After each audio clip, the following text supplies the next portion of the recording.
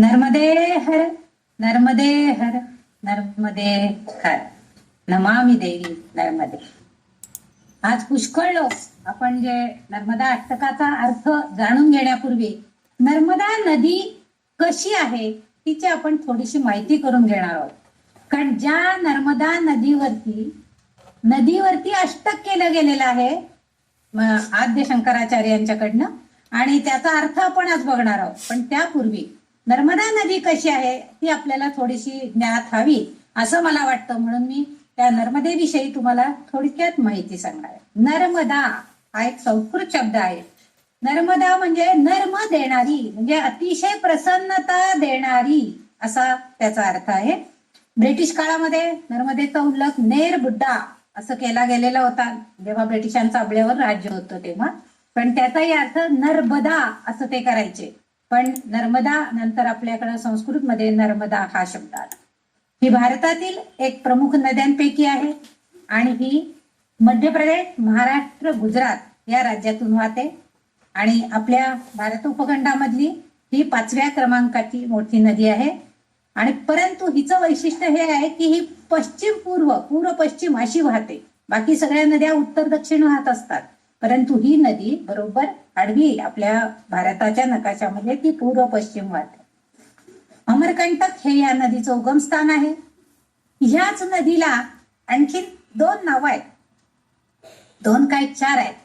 तिला रेवा नदी असं म्हणतात, तिला अमरजा नदी असं म्हणतात, तिला मेकल कन्या असं म्हणतात, कोणी तिला रुद्रकन्या असंही म्हणतात. म्हणजे अशा सगळ्या नावांनी या नर्मदा नदीला ओळखलं जातं. आणि मध्य प्रदेशातील अनुपपूर जिल्ह्यातील जे अमरकंटक तिथं तिचं उगमस्थान आहे. अगस्त्य ऋषींनी काशी सोडून जेव्हा ते दक्षिणेकडे प्रस्थान करते झाले तेव्हा ते नंतर नर्मदा नदी ओलांडून ते दक्षिणेमध्ये स्थायिक झाले. नर्मदा ओलांडणारे आणि आर्यावर्त लोकांची म्हणजे आपल्या आर्य वसाहती स्थापन करणारे, सुरुवात करणारे असे हे आर्यवर्ताचे जनक अगस्त्य ऋषी यांना मानले जाते. नर्मदा नदीला धार्मिक महत्वही भरपूर आहे. उगमापासून मुखापर्यंत जिथं ती उगम पावली तिथपासून मुखापर्यंत म्हणजे जिथं ती समुद्राला मिळते तिथपर्यंत ह्या नदीवरती अनेक तीर्थक्षेत्रे बघायला मिळतात.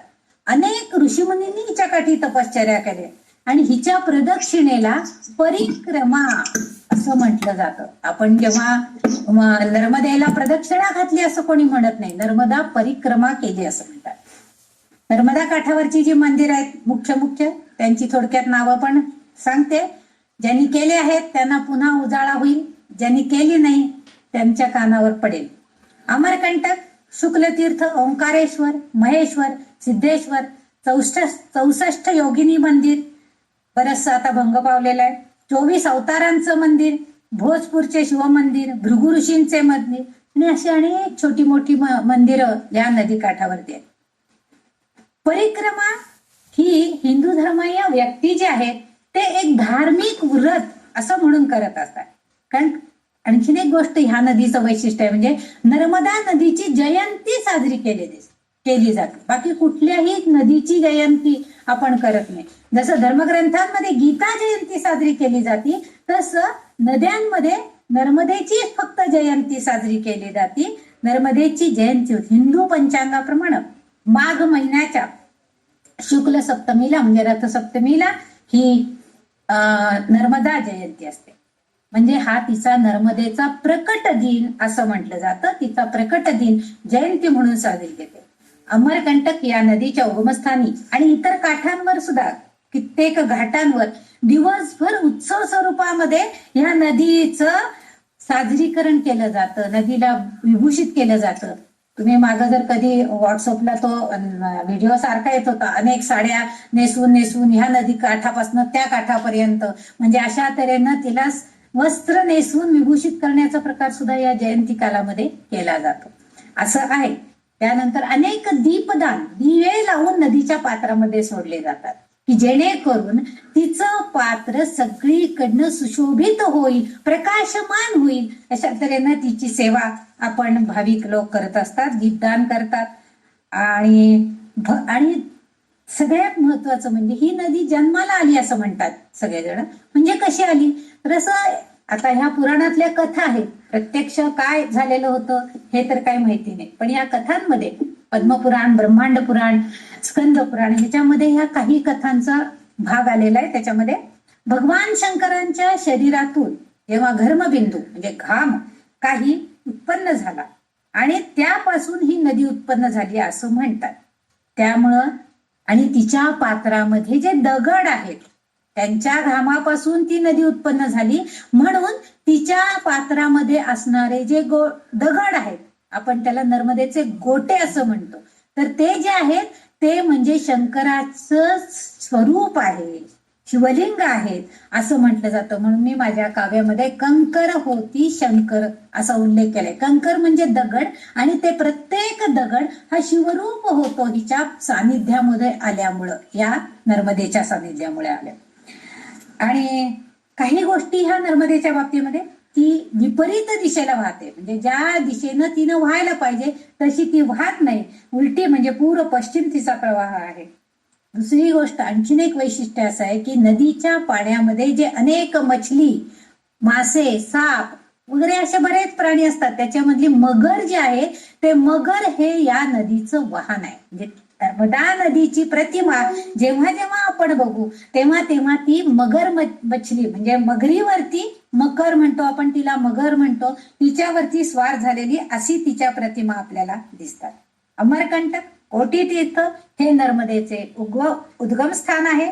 नेमावर हे नाभीस्थल आहे, म्हणजे आपल्या शरीरामध्ये आपली नाभी म्हणजे बेंबी म्हणतो आपण त्याला, ते जसं आपल्या शरीराचा मध्यभाग असतो, वरती तेवढंच शरीर असतं आणि खाली परत आपलं तेवढंच शरीर म्हणजे मध्यभाग, तसं नेमावर हा नर्मदा नदीचा मध्यभाग आहे. आणि त्या ठिकाणी सुद्धा त्या नदीच्या बरोबर मध्य प्रवाहामध्ये मध्येच नर्मदेचं छोटस मंदिर उभारलेलं आहे. आपण छोट्या बोटीतनं तिथपर्यंत जाऊ शकतो. 1312 किलोमीटर असा लांब प्रवाह या नदीचा समुद्र म्हणजे मुखापासून समुद्रापर्यंत मिळेपर्यंत आहे. बराच लांब किलोमीटर आहे. ह्या बरेचशा विविध सातपुडा पर्वतरांगा पार करून खंबाट घाटामध्ये खाडीमध्ये ती नर्मदा समुद्राला मिळते. नदीकाठी अनेक ऋषीमुनींचे आश्रम आहेत, त्यामुळं या नर्मदेच्या काठाला तपोभूमी म्हणून ओळखली जाते. म्हणजे नर्मदेच्या काठावर जर आपल्याला कधी राहायचं भाग्य आलं तर त्या तपोभूमीमध्ये आपणही थोडस तपश्चर्या किंवा नामस्मरण करून त्याचा लाभ घ्यायला पाहिजे, कारण ती भूमी अतिशय पवित्र झालेली आहे, पावन झालेली आहे. आता सारखी इतकी तिथं आता लॉज म्हणा, हे म्हणा, हॉटेल्स म्हणा भरपूर झाले, पूर्वीच्या काळी नसायचे. त्यामुळे ऋषी मुनींची जी सात्विकता, जी पावनता आहे ती त्या नदी काठावरती भरपूर ऊर्जा निर्माण झालेली आहे आणि अशी ती नदी आहे. ही पहाडी नदी म्हणून ओळखली जाते. ती काही ठिकाणी खूप उंचावरून खाली येते. जलप्रपात आपल्याला पाहायला मिळतात, म्हणजे आपण जे धबधबे म्हणतो ते बघायला मिळतात. मंडलेश्वर आणि महेश्वर या ठिकाणी आपल्याला सहस्रधारा, दूधधारा हेही बघायला मिळतात. आपण सगळेजण माईका बगीच्याला जाताना ह्या सहस्रधारा, दूधधारा बघायला गेलेला असाल. नर्मदे का हर कंकर शंकर कहे जाता है असं म्हटलं जातं. प्रत्येक दिवड म्हणजे वैशिष्ट्य असं आहे की आपण जर शिवलिंग घरी आणलं तर आपल्याला प्राण प्रतिष्ठा करून तो भगवंत आपल्या देव्हाऱ्यामध्ये बसवावा लागतो. पण इथं नर्मदेच्या नदीमध्ये असणारे जे कंकर आहेत, जे दगड आहेत, जे गोटे आहेत, त्या प्रत्येकामध्ये त्या शंकराची प्राण प्रतिष्ठा अगोदरच झालेले, म्हणजे प्राण प्रतिष्ठित असे ते दगड शंकर रूप झालेले आहेत. कारण आणखीन एक कथा अशी सांगली जाते की ब्रह्माजीच्या प्रार्थने करून, म्हणजे ब्रह्मदेवाची प्रार्थना करून नर्मदेनं प्रसन्न करून घेतलं ब्रह्माला, आणि नर्मदेने त्यांना प्रार्थना केली की मला गंगेसारखं पवित्र करा. पण ब्रह्मांनी सांगितलं की मी हे करू शकत नाहीये, त्यामुळं तू आता काय कर, नर्मदेश्वर नावाचं जे शिवलिंग आहे तिथं काशीला जाऊन ते स्थापन करून तू तिची तपश्चर्या कर. आणि त्याप्रमाणे तिने केलं आणि मग तिने शंकरांनी तिला वरदान दिलं आणि तिने जे शिवलिंग स्थापन केला त्याला नर्मदेश्वर असं म्हणतात. आणि शंकरांनी तिला वर दिला.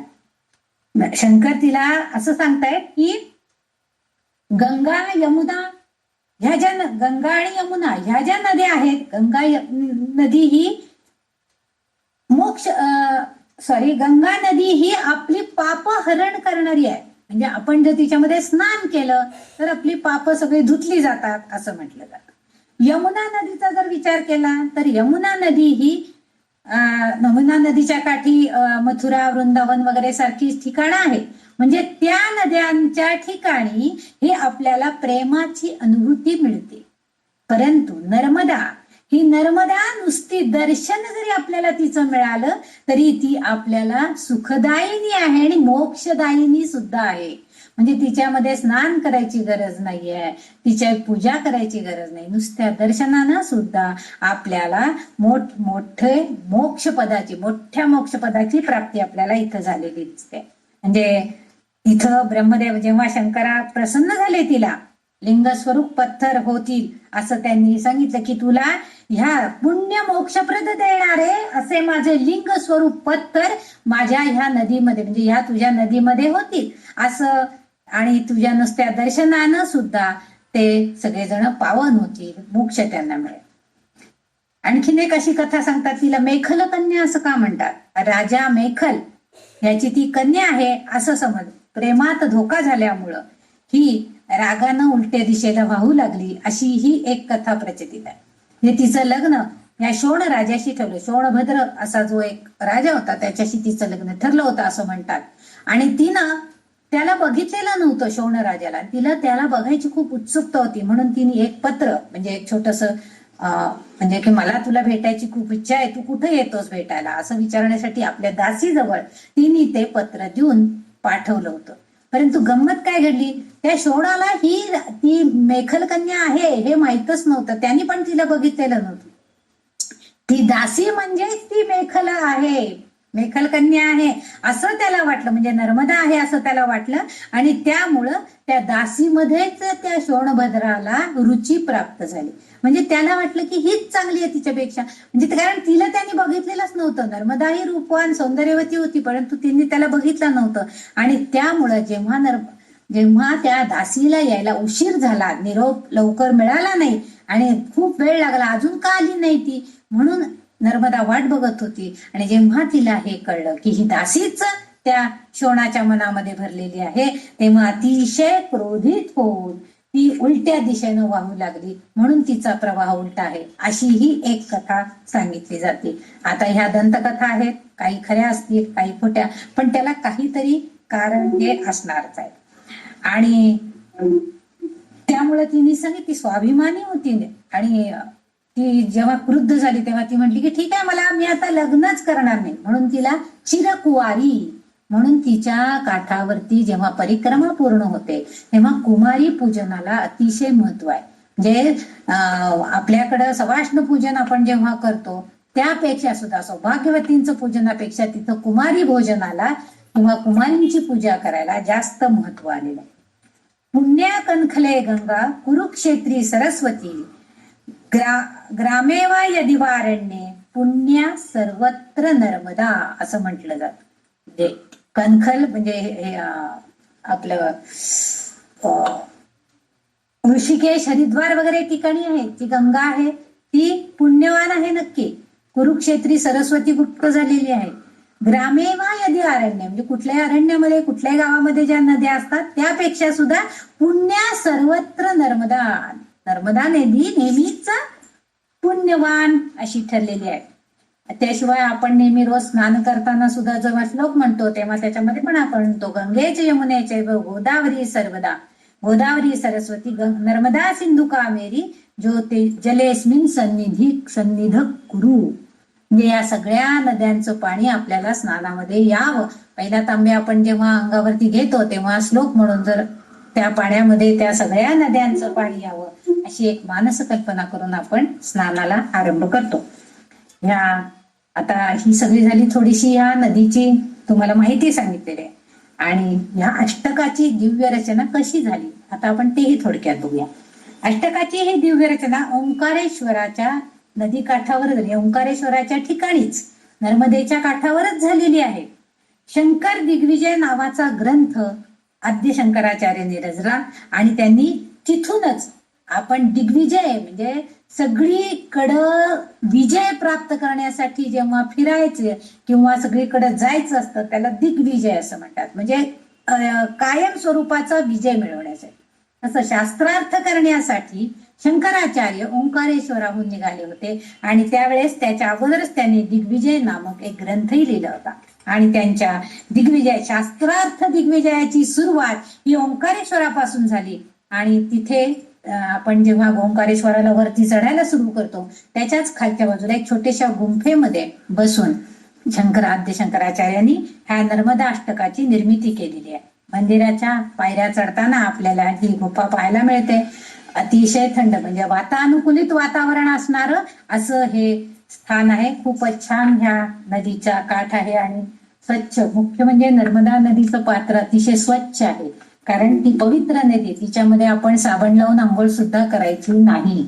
पाणी लांब नेऊन मग त्याच्यामध्ये आपण कपडे वगैरे धुवायचे. म्हणजे परिक्रमेला जाताना तर ही सगळी बंधनं घातलेली असतात.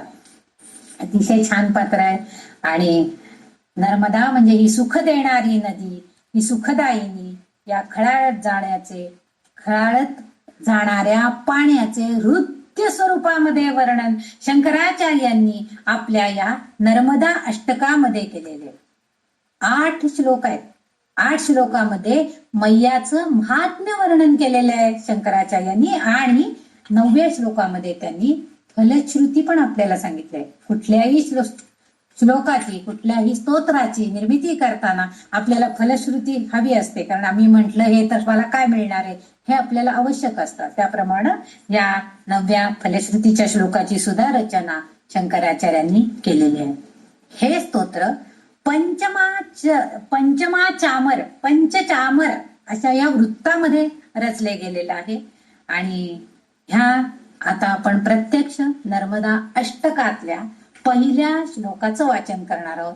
आता खऱ्या अर्थानं आपण नर्मदेच्या अष्टकामध्ये नर्मदा अष्टक असं जे आहे त्या अष्टकाला सुरुवात करणार आहोत. पहिला श्लोक आहे सबिंदु सिंधु सुस्खल तरंग भंग रंजितम द्विषत्सुपात जात जातकारी वारी संयुतम कृतांत दूत कात भूत भीतिहारी वैमध्ये त्वदीय पाद पंकजम नमामि देवी नर्मदे नमामि देवी नर्मदे.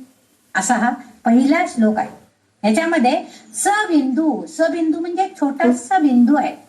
सिंधू म्हणजे सागर, रत्नसागर. सुस्खल म्हणजे अतिशय स्खलन म्हणजे अतिशय सपाट प्रदेशातनं पहिल्यांदा ती धावत आलेली आहे सपाट प्रदेशातनं, नंतर ती उंचावरनं पुन्हा खाली आलेली. सुस्खल तरंग भंग रंजितम. तिचे जे तरंग आहे म्हणजे त्या पाण्याचा प्रवाह इतकं सुंदर. रंजितम रंजन करणं म्हणजे मोहून टाकणारा असा तिचा प्रवाह आहे. द्विषत्सु पात जात. पात म्हणजे पाप, विषत्सु म्हणजे द्वेष.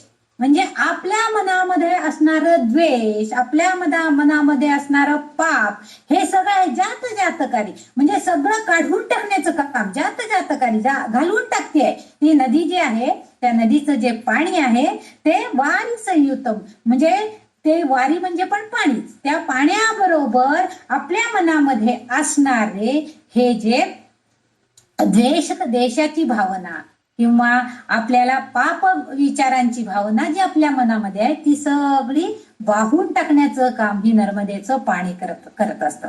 कारण कसं आहे ती कृतांत दूत कालभूत भीतिहारी वरमध्ये.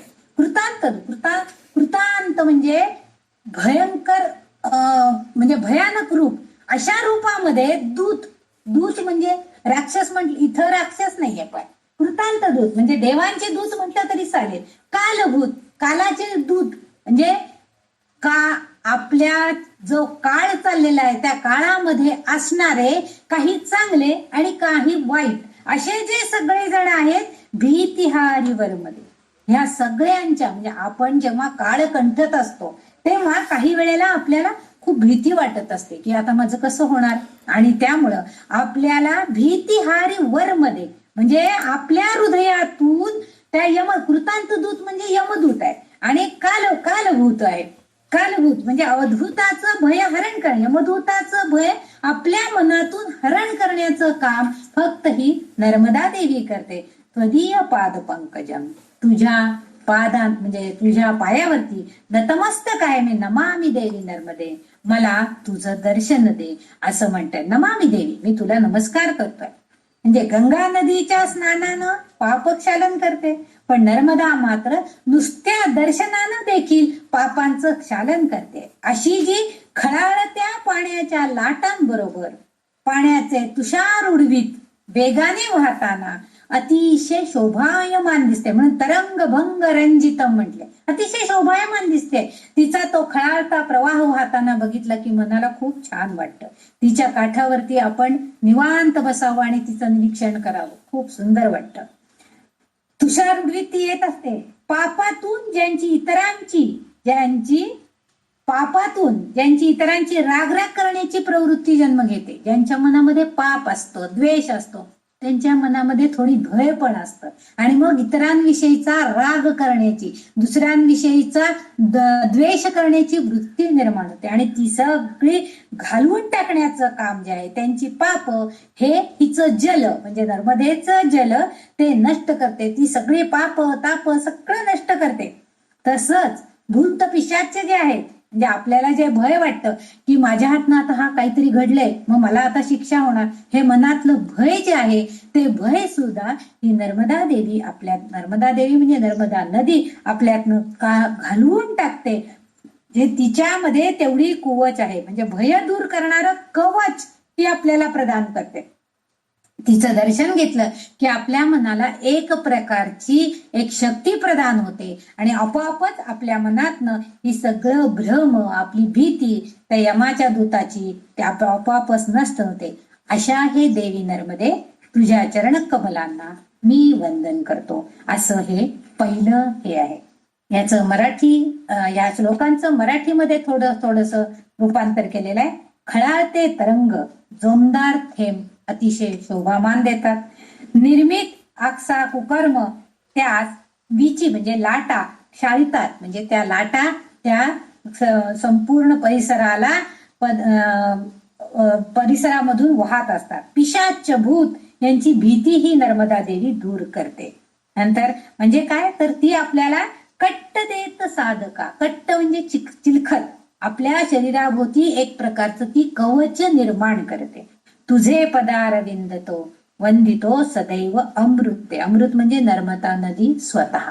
हे अमृत नाव म्हणजे काही ठिकाणी तिला अमृतवाहिनी असं लोकांनी नाव दिलेलं आहे, परंतु ती अमृत मिळाल्यामुळे जशी आपल्याला संजीवनी मिळते, आपल्याला पुन्हा जीवनदान मिळतं, तसं तिच्या सान्निध्यामध्ये आल्यामुळे मिळतं, म्हणून तिला अमृतवाहिनी असं पण काही ठिकाणी उल्लेख केलेला आहे. अशा तुझ्या पदारविंदांशी माझं नमन असो, असा इथं हा पहिला श्लोक संपलेला आहे. आता दुसऱ्या श्लोकाकडे आपण जाणार आहोत. नर्मदेच्या अष्टकामधला हा दुसरा श्लोक. दुसरं पद असं आहे, त्वदंबुली नदी नमीन दिव्य रुद्रदायकम कलौमलोघ भारहारी सवी तीर्थनायकम सुमत्स्य कच्छ नक्र चक्र चक्रवाक शर्मदे त्वदीय पाद पंकजम नमामि देवी नर्मदे. ह्याच्यामध्ये त्वदंबू, अंबू म्हणजे पाणी, तुझे पाणी म्हणजे तुझ्या नदीचं जे पाणी आहे, नमीन म्हणजे अतिशय चांगलं, म्हणजे आपण म्हणतो ना आपल्याकडं असं काही काही वेळेला होतं बघा, आपण जेव्हा पाणी आणतो तेव्हा बाई हे पाणी फार पचायला जड आहे म्हणतो आपण, पण नर्मदेचं पाणी तसं नाही, ते अतिशय गोड मधुर आणि पचायला सुद्धा जड नाहीये, अतिशय हलका आहे. दिव्य रुद्रदायक, शिवशंकरांच्या पावन तीर्थ म्हणतो आपण त्याला, त्यांच्या गर्भबिंदूपासून तयार झालेली असल्यामुळं दिव्य रुद्रदायक म्हणजे रुद्राची जी शक्ती आहे ती सुद्धा तिच्या पाण्यामध्ये आलेली आहे. कलौमलौघ, कलौ म्हणजे इथं कलियुग, कलियुगामधले जे काही भारहारी म्हणजे आपलं नष्ट करते ती काय, सवी तीर्थ नायक, प्रमुख असं तीर्थ ह्या पाण्यामध्ये, प्रमुख असं तीर्थ, प्रमुख अशी शक्ती ह्या पाण्यामध्ये, तीर्थाचं स्वरूप प्राप्त झालेलं आहे. आपण तीर्थ केव्हा घेतो? देवाची पूजा झाली की त्या देवाच्या शरीरापासून मिळणारं जे पाणी आहे ते आपण तीर्थ स्वरूप घेत असतो, की जेणेकरून आपलं सुद्धा शरीर पावन व्हावं, त्या देवतेचं पावन तीर्थ आपण घेत असतो. तसं ह्या नदीचं पाणी हे सर्व तीर्थनायकम, सगळ्या प्रमुख म्हणजे सगळ्या प्रमुख नद्यांमध्ये ही नदी आहे आणि त्यामुळे तिचं पाणी सुद्धा तितकंच तीर्था इतकंच पवित्र आहे. त्या आणखीन पुढे त्यांनी काय सांगितलेलं आहे, म्हणजे कलियुगामध्ये हे पाप नष्ट करणार मलौघ, मल म्हणजे घाण, आपल्या शरीरामध्ये जी घाण आहे, शरीरामध्ये याचा अर्थ मनामध्ये, इथं मानसिक कल्पना आहे, मनामधली असणारी जी पाप ताप जी आहे ती सगळं ती नष्ट करते. कारण आणि पवित्र तीर्थाचं प्राशन केल्यावर जसं आपल्या मनामधील भावना चांगल्या होतात तसं शांत निरामय आपल्याला ह्या नदीच्या पाण्याने मिळतं. पुढे जाऊन आणि वर्णन केलेलं आहे शंकराचार्य, छान अगदी इतकं उत्कृष्ट विलास त्यांच्या शब्दांचा आहे. सुमत्स्य कच्छ नक्र चक्र चक्रवाक शर्मले. सुमत्स्य म्हणजे चांगले चांगले मासे, कच्छ कासव, नक्र चक्र म्हणजे मगरी, चक्रवाक पक्षी, अशा तऱ्हेचे अनेक जलचर आणि नभचर म्हटलं. जलचर आणि नभचर म्हणजे आकाशामध्ये उडणारे पक्षी सुद्धा नर्मदा काठावरती पुष्कळ बघायला मिळतात. आणि त्याचबरोबर जलचर प्राणी म्हणजे मासे वगैरे सारखे, कासव, आणखीन मगरी, ह्या सगळ्या नदीच्या पाण्यामध्ये बघायला मिळतात. म्हणजे शंकराचार्य आता सांगतायत आपल्याला की जलचर प्राण्यांना सुद्धा ती आता आधार देते आहे. जलचर प्राणी तिच्यामध्ये आश्रयाला आहेत. नभचर प्राणी म्हणजे पक्षी जे आहेत, चक्रवाक पक्षी, क्रौंच पक्षी, सारस पक्षी, असे जे पक्षी आहेत हे सगळे पक्षी तिच्या आश्रयाला आलेले आहेत. आपण जेव्हा नदी पार करून, समुद्र पार करून जेव्हा पलीकडे जातो तर त्यावेळेस आपण त्या मोटरबोटीमधनं प्रवास करत असताना कितीतरी पक्षी आपल्या भोवती, आपल्या त्या बोटीभोवती फिरत असतात. तेव्हा आपल्याला अगदी सुंदर नजारा, बगळे वगैरे असतात ते बघायला मिळतात. म्हणजे असे नभचर जे प्राणी आहेत, आकाशामध्ये विहंग करणारे हे पक्षीगण आणि हे पाण्यामध्ये तरंग करणारे हे जलचर प्राणी, या सगळ्यांची आश्रयदाती ही नर्मदा नदी आहे. तिच्यामध्ये हे सगळे आश्रयाला आलेले आहेत. आणि त्वदीय पाद पंकजम नमामि देवी नदी, म्हणजे जळात असणारे मोठे मोठे जीव, लहान जीव, त्यांना सुद्धा ती नर्मदा आपल्या पाण्याच्या योगानं आपल्या आश्रयामध्ये ते आलेले आहेत म्हणून त्यांना स्वर्गीय अनुभूती देते. कलियुगामध्ये पातकांचं हरण करणारी असं हे सर्वश्रेष्ठ तीर्थ म्हणजे ही नर्मदा नदीचं पाणी आहे. जलचर प्राणी आणि कासव, मगरी, चक्रवाकासारखे विविध पक्षी यांच्यासाठी आनंददायक अशी ही नर्मदा नदीचं पाणी, अशी ही नर्मदा देवी आहे. तुझ्या चरण कमलांना मी वंदन करतो. पंकज म्हणजे कमळ, आणि तुझे पाय कसे आहेत, नर्मदा देवीचं स्वरूप कसं आहे त्यांनी म्हटलेले कमळामध्ये. तुम्ही जर नर्मदेचं चित्र बघितलं असाल तर ती कमळामध्ये आणि माशावर, मगरीवरती विराजमान झालेली आहे. मगर हे तिचं वाहन आहे. आणि अशी ही जी नर्मदा देवी आहे हिला मी वंदन करतो, असं ह्या दुसऱ्या चरणामध्ये, दुसऱ्या पदामध्ये आपल्याला शंकराचार्यांनी व्यतीत केलेलं. बघा किती सुंदर वर्णन केलेलं आहे त्यांनी. पहिल्या याच्यामध्ये ते सांगताय तुझं पाण्याचा थेंब सुद्धा किती सुंदर आहे, अगदी छान आहे आणि तो मनमोहक, मनाला मोहून टाकणार आहे असं सांगतात. तर दुसऱ्या श्लोकामध्ये ते आपल्याला की तुझ्या आश्रयाला जलचर नभचर हे सगळे येतात, मानव तर आहेच आहे तुझ्या आश्रयाला आलेला, आणि तू काय करतेस या कलियुगामध्ये त्या सगळ्यांचं पापापासून हरण करण्याचं काम हे तुझं पाणी करते. जळात क्षुद्र जीव दिव्य त्यांना तू प्रचिती देतेस.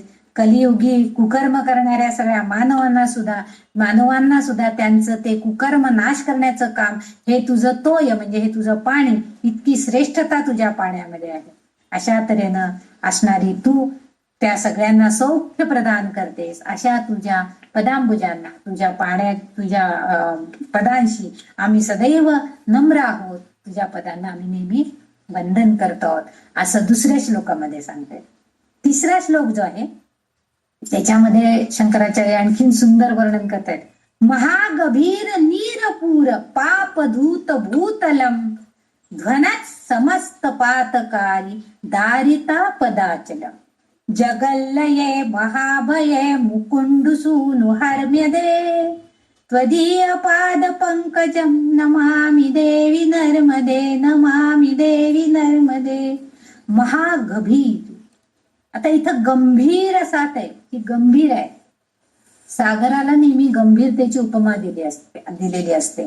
तसं नर्मदेला सुद्धा गंभीरतेची उपमा दिलेली आहे. कारण का तर नीर पूर पापधूत भूतल, म्हणजे भूतलावरती जे अनेक पापी लोक आहेत, म्हणजे पापी लोकांना शिक्षा देण्याचं काम ही नदी करते. महागभीर नीरपूर, तिच्या नदीला जेव्हा पूर येतो म्हणजे तटावर राहणाऱ्यांचं रक्षण ही नक्कीच करते. त्यांची पाप सगळं धुण्याचं काम, भूतलावरती असणाऱ्या मानवांच्याकडून घडणाऱ्या पातकांचं नाश करण्याचं काम येतं. पण इथं आणखीन एक वैशिष्ट्य शंकराचार्य कथन म्हणजे सांगतायत आपल्याला याच्यातनं की समुद्राला कितीही पाणी जरी त्याच्यामध्ये येऊन मिसळलं, पुराचं कितीही तटी मोठं पाणी जरी आलं तरी सुद्धा तो आपली मर्यादा कधी ओलांडत नाही. तसं नर्मदा नदी सुद्धा आपली मर्यादा ओलांडून कधीही तिच्या नदीला खूप पूर आला आहे असं बघायला मिळत नाही. आपल्याकडच्या नद्यांना मात्र पूर आला की त्या सगळ्या मार्गांनी आपली वाट काढत दुसरीकडे जाण्याचा प्रयत्न करतात, नदीचं पात्र दुभंगतं. तसं नर्मदेचं कधीही होत नाही, कारण ती आपली मर्यादा ओलांडत नाही. म्हणून इथं तिला महागभीर असं म्हटलेलं आहे. जसं समुद्र आपली मर्यादा ओलांडत नाही तसं ही नदी सुद्धा आपली ओलांडत नाहीये मर्यादा. आणि उलट आपल्या म्हणजे पूर जरी आला तरी सुद्धा तटावर राहणाऱ्यांचं रक्षण करण्याचं काम ही करते. कारण तिच्या तटावरती राहणाऱ्यांना कळतं की नदीचं पात्र आता मोठं व्हायला लागलेलं आहे, आपण लांब जायला पाहिजे. अचानक नदीच्या पात्रावरनं आत गावामध्ये पाणी शिरलंय असं नर्मदेच्या काठावर होत नाही. आता मात्र काय झालेलं आहे, आता आपण बघतो पूर म्हणजे भरपूर डॅम वगैरे बांधतात, बांध घालतात आणि मग त्यामुळे आता हे शक्य आहे. पण पूर्वी तसं नव्हतं, म्हणून शंकराचार्यांनी हे इथं आपल्याला सांगितलेलं आहे. पुढे जाऊन ते आणखीन सांगताय ध्वनात समस्त पातकारी. ध्वनात म्हणजे तिचा जो आवाज आहे एक प्रकारचा तो कसा आहे अरिष्ट, तर तो असा म्हणजे खळाळता एकदम प्रलयंकारी असा आवाज तिच्या पाण्याला खळखळाट येताना येतो. मग ती काय करते आहे तर तिच्या आणि खोल आहे पात्र, नेहमी नर्मदेचं खोल असतंय आणि त्यामुळं का ह्या भूमीवरती जी पातक आहेत ती सगळी तिच्या पाण्याच्या लोंढ्याबरोबर ती आपल्याबरोबर वाहून घेऊन जाते. प्रचंड आवाज करते, जे म्हणजे तिच्या खळाळणाऱ्या पाण्याचा आवाज अतिशय मोठा असतो आणि त्यामुळं जणू काही ती पापांचे शत्रूशी लढाई करून म्हणजे त्या पापशत्रू जे आहेत त्यांच्याशी लढाई करून किंवा त्यांना चीत करून त्यांचा पराभव करून ती पुढं जाते. म्हणजे तो लोंढा पाण्याचा प्रवाह पुढे जाते. संकटांच्या राशींना म्हणजे इथं त्यांनी म्हटलंय पुढं आहे जगल्लय महाभय. जगल्लय म्हणजे जगाचं आलंय म्हणजे आपण प्रलय काळामध्ये आपल्याला माहितीये की सगळं नष्ट होतं. तर त्यावेळेस सुद्धा जेव्हा प्रलय काल होतो म्हणजे सगळ्या संकट जेव्हा निर्माण होतात त्यावेळेस त्या सगळ्या संकटांचा चक्काचूर करून जगज्जेत्याच्या रूपानं ही त्या नदी ही विलय पावते आणि ती त्यावेळेस त्या आपल्या प्रवाहाला पुढं घेऊन जाते. म्हणजे सर्व जगाला अभय देण्याचं जे काम या नर्मदा नदीच्या ताकदीमध्ये आहे. काय असं आहे तर जगल्लये महाभये मृकुंडू सूनु हरमध्ये. मृकुंडू ऋषींची मुलं सूनु हरमध्ये त्यांची जी मुलं आहेत दोन म्हणजे मार्कंडेय ऋषी भार्गव आणि भृगू या कुळातील भार्गव आणि भृगू हे जे ऋषी आहेत हे ऋषी मृकुंड सूनु हरमध्ये त्यांचं तू कल्याण करतेस, त्यांना तू हमी देतेस, त्यांना अभय देतेस.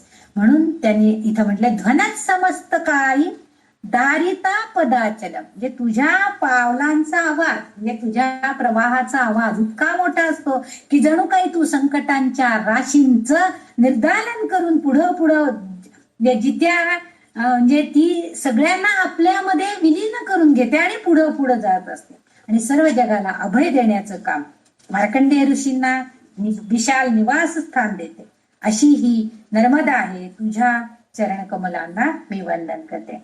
इथं मार्कंडेय ऋषींचा उल्लेख आलाय म्हणून भाविकांची अशी श्रद्धा आहे की मार्कंडेय ऋषी हे नर्मदा परिक्रमाचे आद्य जनक आहेत. म्हणजे प्रथम त्यांनी सुमारे 7,000 वर्षापूर्वी सर्वात प्रथम नर्मदा परिक्रमा केली.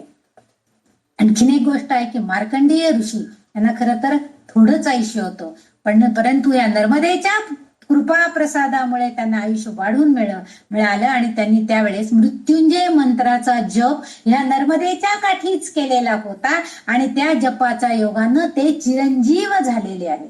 म्हणजे प्रथम जेव्हा मार्कंडेय ऋषींनी नर्मदेची परिक्रमा केली आणि त्यांच्या त्या सेवेचं फळ म्हणून त्यांना चिरंजीव पद मिळालेलं आहे. त्यांनी सुमारे 7,000 वर्षापूर्वी सर्वात प्रथम नर्मदा परिक्रमा केली आणि त्यांनी जी परिक्रमा केलेली आहे ती परिक्रमा फक्त नुसती नर्मदेची नाही, तर नर्मदाला आणखीन ज्या नद्या छोट्या मोठ्या येऊन ज्या मिळाल्या त्या नद्यांना सुद्धा त्यांनी ओलांडलेलं नाही. त्यांना सुद्धा ते ओलांडायची नाही, त्याचं उगमस्थान असेल तिथून त्यांना परिक्रमा करून पुन्हा नर्मदेच्या काठी येऊन पुन्हा त्यांची परिक्रमा चालली. म्हणजे उभय तटांवर दोन्ही तटांवरती येऊन मिळणाऱ्या सगळ्या नद्यांचे प्रवाह न ओलांडता त्यांनी प्रत्येक नदीच्या उगमाला वळसा घालून त्यांनी आपली परिक्रमा केली होती आणि ह्या परिक्रमेला त्यांना 45 वर्ष लागली. मांडू येथील मंडपेश्वर महादेव मंदिर ऋषी मार्कंडेय यांची तपोभूमी म्हणून मानली जाते.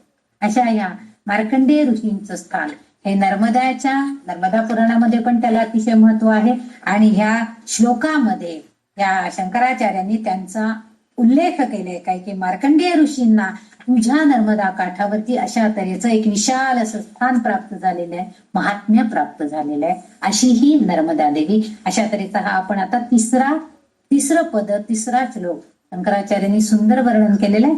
पुढे आणखीन ते आपल्याला काय सांगतायत बघा. म्हणजे ही मार्कंडेय ऋषींची तपोभूमी म्हणून ओळखली जाते. पुढचा जो श्लोक आहे, गतंत दैव मे भयं त्वदंबुवीक्षितं यदा मृकुंडु सूनु शौनकासुराय सेवितं सदा पुनर्भवाब्धि जन्मजं भवाब्धि दुःखवर्मदे त्वदीय पाद पंकजं नमामि देवी नर्मदे. गतं तदैव मे भयम. म्हणजे ही पुण्य सलीला नर्मदा हिचं नुसतं पाणी सलील म्हणजे पाणी, हे पाणी जरी नुसतं बघत त्वदंबू तुझं जरी पाणी नुसतं बघितलं तरी सुद्धा काय होते, जेव्हा जेव्हा मी तुझं हे पाणी माझ्या मनामध्ये जेव्हा भय उत्पन्न होईल आणि मी तुझं जेव्हा नुसतं त्या पाण्याचं दर्शन त्या प्रवाहाचं दर्शन करीन, गतं तदैव मे भयम, माझं जे भय आहे ते सगळं निघून जाणार आहे. म्हणजे तुझ्या नित्य सेवेनं तुझ्या सानिध्यामध्ये राहिल्यानं तुझ्या प्रवाह बघितल्यानं माझं सगळं भय निघून जाणार. नदीचे पाणी बघितल्यावरती माझं सगळं भय मनामध्ये निघून जाणार आहे. मृकुंड सोनु शौनका सुरान सेवितम सदा. आता आणखी पुढे जाऊन आपल्याला शंकराचार्य सांगताय मृकुंड सोन म्हणजे मार्कंडेय ऋषींचे मृकुंड ऋषींचे मुलं म्हणजे मार्कंडेय आणि शौनक. यातले मार्कंडेय हे आता चिरंजीव झालेले आहेत आणि शौनक असा आणखीन एक त्यांचा मुलगा होता. या दोन्हींनी आणि शिवाय देवांनी सुरारी म्हणजे देव सगळे देवगण सेवी सदा जे सदैव सेवा करतात. म्हणजे ह्या नदीच्या काठावरती अनेक मंदिर आहेत. याचा अर्थ ते सगळे देव नित्य ह्या नदीच्या पाण्याच्या सानिध्यात आहेत. म्हणूनच कदाचित त्या नर्मदेला जास्त महत्व, सगळे देवगण तिच्या काठांवरती आलेले आहेत. या मार्कंडेय ऋषींनी शौनक ऋषींनी यांनी ह्या सगळ्यांनी तिची नित्य सेवा केली आहे. तुझे जल बघताच त्यांची जशी भीती नाहीशी झाली तशी माझी सुद्धा भीती नाहीशी होते असं शंकराचार्य आपल्याला सांगतायत. कारण ह्या संसार सागरामध्ये त्यांनी असं म्हणताय पुनर्भवाब्धी जन्म, भव म्हणजे संसार, या भवसंसारामध्ये जन्म मृत्यूच्या चक्रामध्ये पुनर्भव म्हणजे पुनर्जन्म घेऊन येणारे जन्मजम भवाब्धी दुःख वर्मने, म्हणजे एक केवळ तुझ्यामुळंच माझ्या ह्या जन्म मरणाचं दुःख जे आहे, जन्म मरण पुन्हा पुन्हा या दुःखांपासून संरक्षण देण्याचं काम अशी ही नर्मदा देवीच करते. म्हणजे पुन्हा झालेल्या जन्मामुळं या भवसागरामध्ये, या संसारामध्ये पुन्हा पुन्हा जन्माला येण्यानं जे दुःख प्राप्त झालेले आहे, ते दुःख भयहारण करण्याचं कार्य फक्त ह्या नर्मदा देवीच्या जलामध्ये आहे. अशा ह्या नर्मदा देवी, मी तुझ्या चरणकमलांना मी वंदन करतो, असं ह्या 4थ्या श्लोकामध्ये आपल्याला हे शंकराचार्य सांगतात. बघा, म्हणजे नुसतं आता त्यांनी आपल्याला जलचर प्राण्यांविषयी सांगितलं, नभचर प्राण्यांविषयी सांगितलं, आता आपल्याला ते सांगताय ऋषीमुनींनी काय केलं तेही सांगितलं. म्हणजे जगाच्या प्रलय कालामध्ये सुद्धा हे प्रवाहित कशी राहिली ते सांगितलं.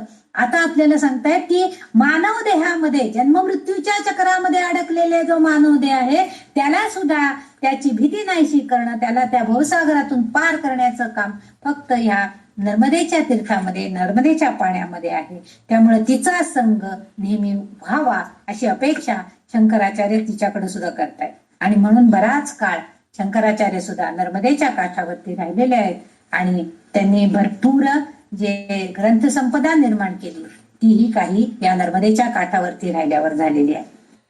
पुढे आणखीन आता इथं हा त्यांचा 4था श्लोक संपलेला आहे. म्हणजे मार्कंडेय आणि शौनक हे दोन्ही भृगु ऋषींचे वंशज आहेत आणि त्यामुळे भार्गद्वय असा शब्द योजलेला आहे. म्हणजे इथं जो हा शब्द आलेला आहे, मृकुंड सूदू शौनका, म्हणजे हे दोघं जण या दोन्ही ऋषींच्या तपसामर्थ्यानं त्यांनी हे सगळं नित्य त्या देवीची पूजा केलेली आहे, नर्मदेची पूजा केलेली आहे आणि त्यामुळं तिला बघितल्यावर आपली भीती नाहीशी होते. पुढचा जो श्लोक आहे तो तर, आणि याच्यामध्ये त्यांनी पुन्हा पुन्हा त्याच अक्षरांचा अनुप्रास म्हणतो आपण त्याला, तीच अक्षर पुन्हा पुन्हा आहे. अलक्ष लक्ष किन्नर मरासुरादि पूजितम सुलक्ष नीर तीर धीर पक्षी लक्ष पूजितम वशिष्ठ शिष्ठ पिप्पलादि कर्दमादि शर्मदे त्वदीय पाद पंकजम नमामि देवी नर्मदे. इथं बघा तुम्ही, लक्ष लक्ष हे शब्द, शिष्ट वशिष्ठ हे जे शब्द आहेत ते काही पुन्हा पुन्हा उच्चार करण्यास, म्हणजे शंकराचार्यांनी शब्दरचना इतकी सुंदर केलेली आहे. अलक्ष लक्ष, अलक्ष म्हणजे जे अदृश्य आहेत, लक्ष म्हणजे दृश्य आहेत, जे दिसत आहेत आपल्याला. यक्ष, कन्नर, गंधर्व हे सगळे मरासुरादी म्हणजे मनुष्यगण, देवतागण म्हणजे सुर म्हणजे देव, मरा म्हणजे मानव, मानव देव, यक्ष, गंधर्व, किन्नर हे सगळे जण जे आहे ते दृश्य आणि अदृश्यपणे प्रवाहाचं तुझं वर्णन करतायत, तुझी पूजा करतायत, पूजित तुझी पूजा करतायत.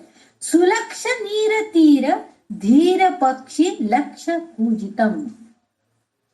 आणि सुलक्ष नीर, तुझ्या जे पाणी आहे ते लक्ष देऊन, आपण जर कान देऊन ऐकलं तर तुझ्या ह्या प्रवाहाच्या काठावरती अनेक, आधीच आपण सांगितलंय की नर्मदेचा काठ हा सुफल आहे आणि त्यामुळं ह्या अनेक पक्षीगण नदीच्या काठावर असणाऱ्या झाडांवरती आलेल्या आहेत. धीर पक्षी लक्ष कूजित, म्हणजे हे सगळं जे आहे, कूजित म्हणजे काय करतायत ते, तर ते पूजन करतायत, म्हणजे पक्षी आवाज करतायत, म्हणजे त्यांना सुद्धा या नर्मदेचं पाणी बघितल्यावरती आनंद होतोय.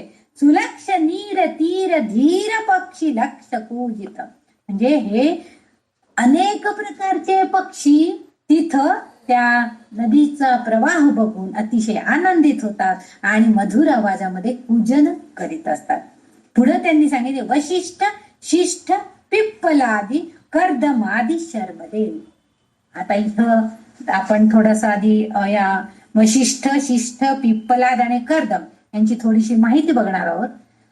पिप्पलाद हे जे नाव आलेलं आहे, ठीक आहे, आपण वशिष्ठ ऋषी आधी बघू. वशिष्ठ ऋषी सगळ्यांना ऐकून तरी माहित आहे.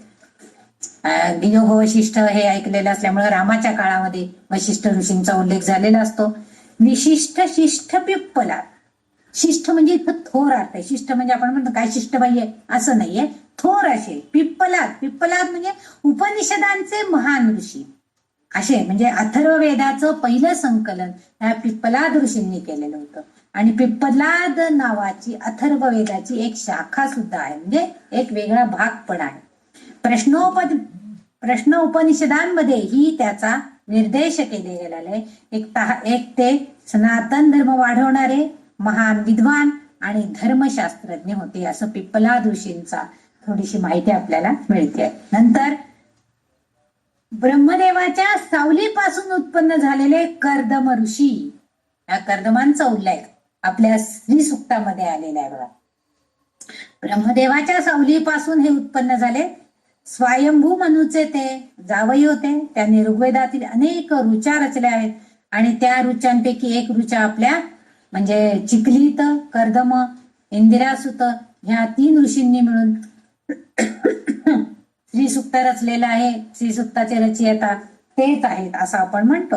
म्हणजे श्रीसूक्ताचे रचनाकारांपैकी एक हे कर्दम ऋषी सुद्धा आपल्याला इथं दिसत आहेत. म्हणजे त्यांनी असं वशिष्ठ शिष्ट पिप्पलादी कर्दमादी शर्मदे म्हणजे ह्या विशिष्ट अशा म्हणजे या थोर पुरुषांनी त्यांना सुद्धा शर्म, इथं शर्म म्हणजे लाजणे नाही अर्थ, त्यांना सुद्धा तू आनंद देतेस. तुझ्या काठावरती त्यांनी अनेक दिवस तपश्चर्या केल्यामुळे त्यांनाही आनंद देण्याचं काम तू करतेस हे नर्मदे. अशा तुझ्या पदारविंदांवरती माझं नेहमी सदैव वंदन असो, मी तुझ्या पायांवरती नत आहे. असं म्हणजे जलपूजन करणारे पण नजरेला न दिसणारे लक्षावधी म्हणजे त्या पहिले जे सांगितले अलक्ष लक्ष, दृश्य आणि अदृश्य म्हणजे दिसतायत अगर न दिसतायत पण असे कितीतरी यक्ष, गंधर्व, किन्नर, देव, मानव हे सगळे जण तिचं पूजन करतायत, तिची सेवा करतायत. म्हणजे जलपूजन करणारे, नजरेला दिसणारे, न दिसणारे असे लक्षावधी लोक आहेत. असे लक्षावधी यक्ष, किन्नर, गंधर्व आहेत, मानव आहेत, दैत्य आहेत आणि देव आहेत, तसं दैत्य सुद्धा आहेत. आणि यांनी पूजलेल्या तीरांवरील वृक्षराजींमध्ये म्हणजे मग मी सांगितलं की नदी किनाऱ्यावरच्या वृक्षांवरती सुंदर अशा पाखरांचा किलबिलाट आपल्याला सदैव ऐकू येत असतो. आणि तुझे अत्यंत सुंदर असे पदकमल आहे, त्या पदकमलांना माझा नमस्कार असो.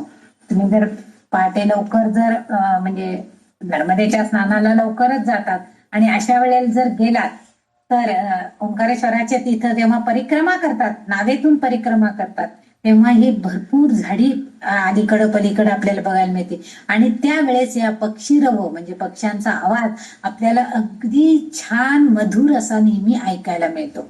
जेव्हा काही म्हणजे ओंकारेश्वरच्या प्रदक्षिणा जेव्हा करतात तेव्हा त्या डोंगरालाही प्रदक्षिणा करतात आणि नदीतून सुद्धा प्रदक्षिणा केली जाते नावेतून, तर तेव्हा हा आवाज छान आपल्याला ऐकायला मिळतो. म्हणून त्या पक्षीगणांना सुद्धा तिने आश्रय दिलेला आहे आणि या ऋषीमुनींना सुद्धा तिने आश्रय दिलेला आहे, त्यांना आनंद दिलेला आहे. अशी ही नर्मदा देवी आहे असं शंकराचार्य आपल्याला या श्लोकामध्ये सांगतायत. पुढच्या आणखी श्लोकामध्ये शंकराचार्य सांगतायत बघा. सनत कुमार नचिकेत कश्यपादी षटपदै, सनत कुमार नाचिकेत कश्यपादी षटपदै, धृतस्वकीय मानसेषु नारदादि षटपदै, रवींदुरन्ति देव देवराज कर्म शर्मदे, त्वदीय पाद पंकजम नमामि देवी नर्मदे. बघा हिच्या काठावरती सनत कुमार म्हणजे ब्रह्मदेवांच्या 4 पुत्रांपैकी एक असणारे सनत कुमार हे भागवतामध्ये याचा उल्लेख आलेला आहे. सनत कुमारांचा तेही चिरंजीव होते आणि ते विष्णूचा अवतार आहेत असा भागवतामध्ये त्यांचा उल्लेख आहे. आणि असे हे सनत कुमार नाचिकेता बाबतीत मात्र म्हणजे मला तर काहीच माहित नव्हतं, पण मी जेव्हा त्यांची माहिती काढली तेव्हा ही छोटीशी एक त्यांची कथा आहे, तर ती कथा आपण आधी समजून घेऊया किंवा नंतर बघूया. आधी फक्त श्लोकाचा अर्थ बघूया. नाचिकेत कश्यपादी षटपदे, कश्यप ऋषी ध्रुत स्वकीय मानसेषु नारदादी षटपदे. हे नारद, कश्यप, सनत कुमार, नाचिकेत नंतर रविंदू, रविंदू इथं म्हणजे सूर्य, आदित्य देव. रवी म्हणजे आदित्य सूर्य आणि इंदू म्हणजे चंद्र. म्हणजे सूर्य, चंद्र, सनत कुमार, नाचिकेत, कश्यप, नारद ह्या सगळ्यांनी, त्याशिवाय रंतीदेव आणि देवराज, देवराज इंद्र सुद्धा, हे सगळं कर्म शर्मदे म्हणजे हे सगळे जण उपदेशक, या सगळ्यांचा उपदेश यांना इथं या नदी काठावरती झालेला आहे. अशा या ठिकाणाला त्वदीय पाद पंकजम, अशा नर्मदा देवी मी तुला वंदन करतो, तुझ्या पदकमलांना माझं वंदन असो, असं शंकराचार्य आपल्याला इथं म्हणतात. म्हणजे नुसतं देव, दैत्य, मानव, ऋषीमुनी सगळ्यांचे, पण त्यांनी पर्पजली काही जणांची नावं घेऊन सांगितलेली आहेत की सनत कुमार आहेत, नाचिकेत आहेत, कश्यप ऋषी आहेत, नंतर नारद ऋषी आहेत, नंतर म्हणजे सूर्य, चंद्र आणि रंतीदेव. रंतीदेव म्हणजे सुद्धा इथं रंतीदेव हा जो याचा जो अर्थ आहे ते म्हणजे त्यांनी असं म्हटलेलं आहे की सम्राट संस्कृतीचा पुत्र असलेला हा भारतवंशीय एक सम्राट राजा होता रंतीदेव. हा महापराक्रमी होता, अत्यंत दानशूर म्हणून हा राजा प्रसिद्ध होता. आणि त्याची ही विस्तृत कथा ही श्रीमद भागवतामध्ये आलेली आहे. आणि ग्रंथाच्या महाभारताच्या द्रोण पर्वातील अभिमन्यूचा वध या पर्वात त्याचा उल्लेख झालेला आहे. असे हे रंतीदेव म्हणजे एक धार्मिक राजा. त्यांनी सुद्धा सप्तर्षी मध्ये असणारे कश्यप ऋषी, मरीचीचा पुत्र, ब्रह्मदेवाचा नासू, दक्ष प्रजापतीचा जामात, असे हे कश्यप ऋषी हेही तिच्या काठावरती होते. आणि ह्या सगळ्यांचं म्हणजे रंतीदेव यांची कार्य जी सुखकारक, म्हणजे ह्या सगळ्यांच्या कार्यांमध्ये जी सुखकारकता आहे, जो गोडवा आहे, जे चांगलेपणा आहे, ते सगळं ह्या तुझ्या पाण्यामध्ये आहे, तुझ्या दर्शनामध्ये आहे, असं शंकराचार्य म्हणजे सगळ्या चांगल्या लोकांची त्यांनी इथं आपल्याला उल्लेख करून सांगितलाय की यांच्या जसं महात्म्य आहे तसंच तुझ्या या पाण्यामध्ये महात्म्य लपलेलं आहे. आता नाचिकेताची जी गोष्ट आहे, गोष्ट म्हणजे नाचिकेत म्हणजे कोण, तर वाजश्रवस ऋषींचा मुलगा हा नाचिकेत नावाचा होता. त्याचा यमाशी संवाद झाला. त्याचं वैशिष्ट्य असं आहे की तो यमराजाशी बोलला होता. आणि ती कथा फार प्रसिद्ध आहे. ही कथा कठ उपनिषदामध्ये आलेली आहे. नाचिकेत अतिशय धार्मिक प्रवृत्तीचा होता. नाचिकेताचे वडील जे होते त्यांनी विश्वजित यज्ञ केला आणि यज्ञ झाल्यावरती काही दान द्यायचं. त्या दानामध्ये त्यांनी काय केलं तर अतिशय म्हाताऱ्या झालेल्या किंवा कमजोर झालेल्या ज्या गायी आहेत त्या ब्राह्मणांना दानात देऊ लागले होते. नचिकेतांना हे बघितलं. नचिकेतांनी आपल्या वडिलांना विचारलं की तुम्ही ह्या यज्ञविधी पुढे, म्हणजे आता हा यज्ञ करताय आणि दान देताय, आणि या यज्ञविधी पुढे तुम्ही ह्या गायींचं दान धर्म का करताय? मग ह्यांना जर तुम्ही असं दानात देताय तर मला तुम्ही कुणाला दानात देणार? वडिलांना हा प्रश्न अनपेक्षित होता. एकदम अचानक ह्या मुलांनी आपल्याला असं विचारलं. रागात येऊन त्यांनी नचिकेताला उत्तर देऊन टाकलं की मी तुला यमाला दान देणार. म्हणजे या गायी तुम्ही दान देताय ब्राह्मणांना की ज्या सगळ्या म्हाताऱ्या झाल्या आहेत म्हणजे आणि दुभत्या नाहीयेत, अशा गायींना तुम्ही दान देताय. मग मी तुमचा मुलगा आहे, तुम्ही मला कोणाला दान देणार? त्यांनी सांगितलं तुला यमाला दान देणार आहे. आणि यमाला दान देणार असं म्हटल्यावरती यज्ञापुढं यज्ञ जेव्हा केला जातो तेव्हा तिथं उच्चारले जाणारे प्रत्येक शब्द चांगल्या हेतूसाठी असतात. त्यामुळं मंत्रोच्चार चालू असतात आणि त्यामुळं ते लगेच घडतात. त्यामुळं ह्या नचिकेताला तुला मी यमाला दान देणार आहे असं म्हटल्यामुळं नचिकेताला यमराजाकडं जावंच लागलं. तो म्हणाला ठीक आहे, तुम्ही मला यमाला देणार आहे ना, मी जातो, मीच जातो त्याच्याकडं. देऊन टाकले ना तुम्ही मला, मी जातो त्याच्याकडं. आणि त्यामुळं हा नाचिकेत यमराजाकडं गेलेला आहे.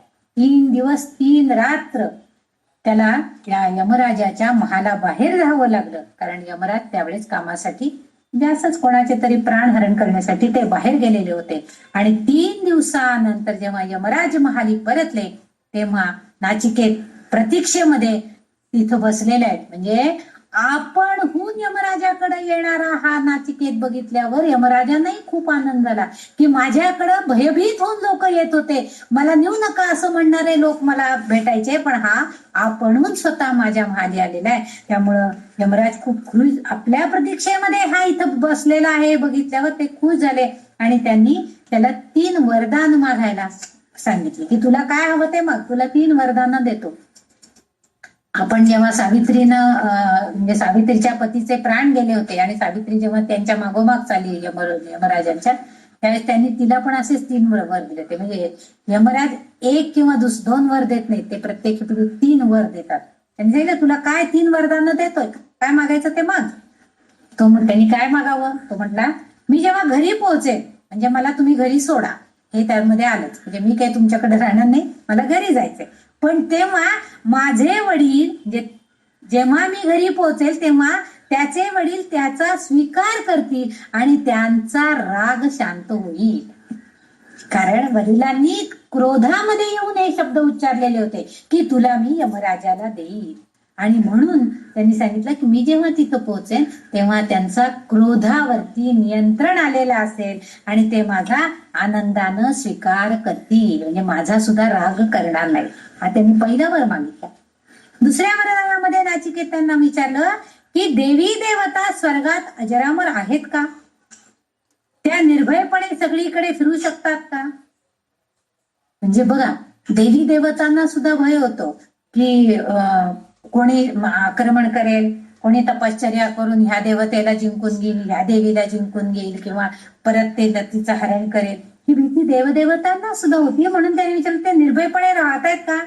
आणि त्या वेळेला यमराजानं त्याला आत्मज्ञान दिलं आणि त्या 3ऱ्या वरदानामध्ये नाचिकेताने विचारलं की मग आत्मा जर अविनाशी आहे, अमर आहे, मग मृत्यूचे चक्र मात्र का चालत राहते.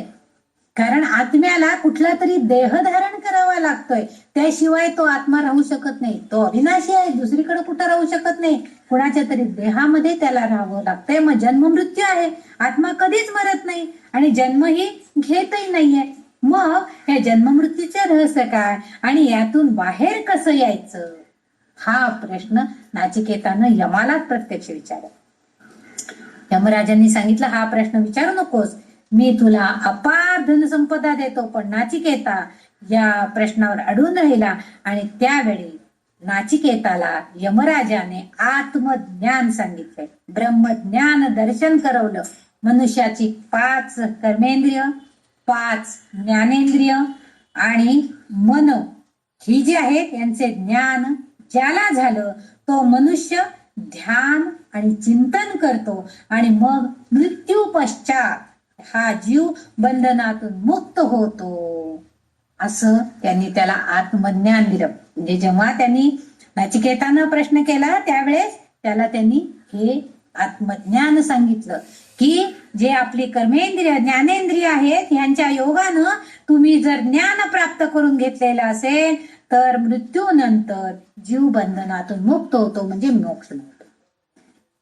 पुढे प्रश्न त्यांनी, हा 2रा प्रश्न होता आत्मज्ञान प्राप्त करून घेण्याचा. आता 3रा प्रश्न ते की तो म्हणाला परमात्मा हृदयात निवास करतो कसा ते सांगा.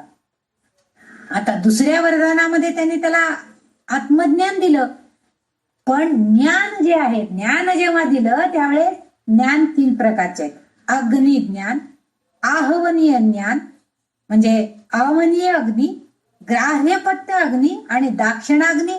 दाक्षिणाग्नी आवहनीय अग्नी म्हणजे आवाहन करणे, अग्नीला आवाहन करून जेव्हा तो अग्नी स्वरूपात आणला जातो त्याला आहवनीय अग्नी म्हणतात. म्हणजे यज्ञ कर्म करताना, आता आपण वास्तुपूजा करतो त्यावेळेस जे आपण अग्नी यज्ञ कर्म करण्यासाठी जो अग्नी प्रज्वलित करावा लागतो त्याला आहवनीय अग्नी असं म्हणतात. नंतर गार्हपत्य अग्नी, गार्हपत्य म्हणजे आपण रोज स्वयंपाकघरामध्ये जो अग्नी पेटवतो, आता पूर्वीच्या काळी चूल पेटवली जायची, म्हणजे अशा तऱ्हेचा अग्नी म्हणजे आपली अन्न शिजवण्यासाठी जो अग्नी वापरला जातो त्याला गार्हपत्य अग्नी असं म्हटलं जायचं. आणि दक्षिणाग्नी म्हणजे मृत्यू पश्चात मृत्यू पश्चात या देहाला जो अग्नी दिला जातो तो दक्षिणाग्नी, त्याला भडाग्नी असं पण म्हणतो. आणि त्याशिवाय आणखी 2 अग्नी आहेत, बडवाग्नी आणि जठराग्नी. आता बडवाग्नी म्हणजे काय, तर बडवाग्नी म्हणजे काही वेळेला पाण्याला आग लागते असं समजलं जातं. आणि जठराग्नी म्हणजे आपल्या पोटातली आग, म्हणजे आपल्या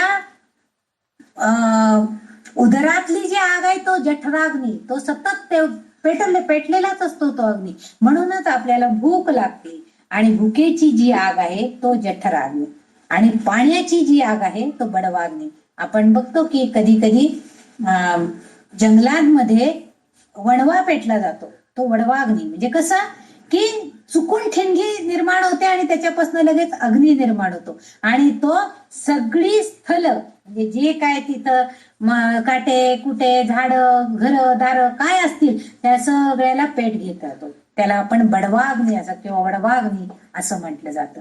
आणि इथं त्यांनी हे त्याला सगळं ज्ञान सांगितलं की परमात्मा हृदयात निवास कसं करतो, आणि दुसऱ्या वरदानामध्ये त्याला ज्ञान कसं दिलं हे सगळं सांगितलं. आणि त्यानंतर नाचिकेत पुन्हा आपल्या वडिलांकडे आला. असा हा नाचिकेत ह्या भगवत कथेमध्ये पण सुद्धा आहे, भागवतामध्ये त्याचा उल्लेख आहे. म्हणजे शंकराचार्यांना अशा तऱ्हेचं ज्ञान प्राप्त करणाऱ्या ऋषीमुनींची सुद्धा आठवण होती, कश्यपादी ऋषींची आठवण होती, नारदांची आठवण आहे. आणि त्याशिवाय त्यांनी जो इथे एक उल्लेख केलेला आहे, धृत स्वकीय मानसेषु नारद द्विषटपदै, धृत स्वकीय धृतम स्वकीय, धृतम म्हणजे इथं त्यांनी भुंग्याप्रमाणे म्हणजे गुंग गुंग गुंग गुंग असा जो आवाज केला जातो, म्हणजे काय सदैव नामस्मरणामध्ये सतत असणारे असे जे नारद आहेत, त्यांच्या मनामध्ये सदैव त्या प्रभूचं स्थान आहे. म्हणजे दयालू दानवीर राजा रंतिदेव, सुखकारक असे जे बाकीचे राजे आहेत ते चंद्र इंद्र, हे जे आहेत सूर्य आहे, ह्या सगळ्यांच्या मनामध्ये या नर्मदा देवीचं स्थान आहे, नर्मदेचं स्थान आहे.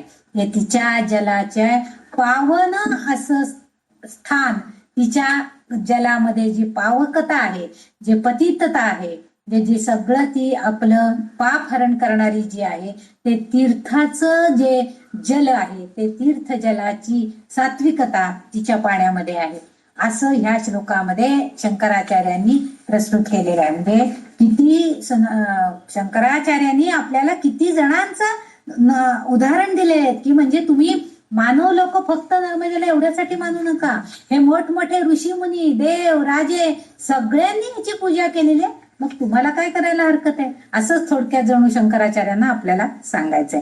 म्हणजे अशा तऱ्हेनं ह्या 6व्या श्लोकामध्ये शंकराचार्यांनी भरपूर सगळ्यांचा उल्लेख करून आपल्याला या नर्मदेचं महात्म्य सांगण्याचा प्रयत्न केलेला आहे. आता 7वा श्लोक असा आहे,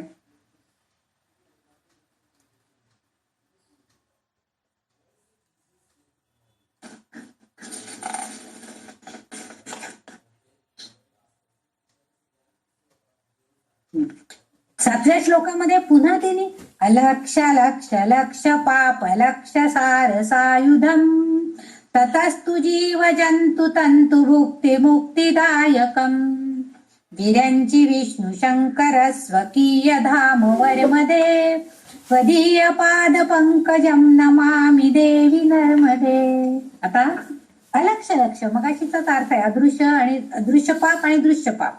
लक्ष पाप म्हणजे आपल्या हातनं घडणारी अनेक पाप, लक्ष सार सायुधम जे आयुध, लक्ष सार आयुध, सार सायुधम म्हणजे अमोघ अशी साधनं, अमोघ असं आयुध आपल्याकडे आहे. ततस्तु जीव तंतु जंतू म्हणजे अनेक प्रकारचे जीव जंतू जे आहेत हे सगळे जण म्हणजे ज्या त्या पाण्यावरती जे जीव जंतू आपले, आता छोट्या छोट्या माशांना खायला मोठे मासे, छोट्या छोट्या माशांना ग्रहण करण्यासाठी बगळे, म्हणजे नभचर जलचर प्राणी एकमेकांवरती अवलंबून असणारे हे सगळे कसे, ततस्तु जीव जंतू तंतु भुक्ती मुक्तिदायक म्हणजे ते काय करतायत तर भोग पण घेतायत आणि भक्ती आणि मुक्ती पण मिळवत आहेत. म्हणजे भुक्ती म्हणजे भोग घेणे आणि मुक्ती पण मिळवत आहेत. त्या पाण्यामध्ये त्यांना मुक्तीही मिळते आणि भुक्ती पण म्हणजे भोग पण घ्यायला मिळतं. म्हणजे आपल्या पोटाची भूक शमवण्यासाठी मोठे पक्षी छोट्या प्राण्यांना जलचरांना खातायत. अशा तऱ्हेच एकमेकांवर अवलंबून असणार पण हे चांगलं असं अमोघ आयुध आपल्या ह्या नर्मदेच्या किनाऱ्यावर मिळते. त्याच्या पुढे आणखीन सांगतायत वीरांची विष्णू शंकर. वीरांची म्हणजे ब्रह्मा विष्णू आणि महेश्वर म्हणजे शंकर स्वकीय धाम वरमध्ये.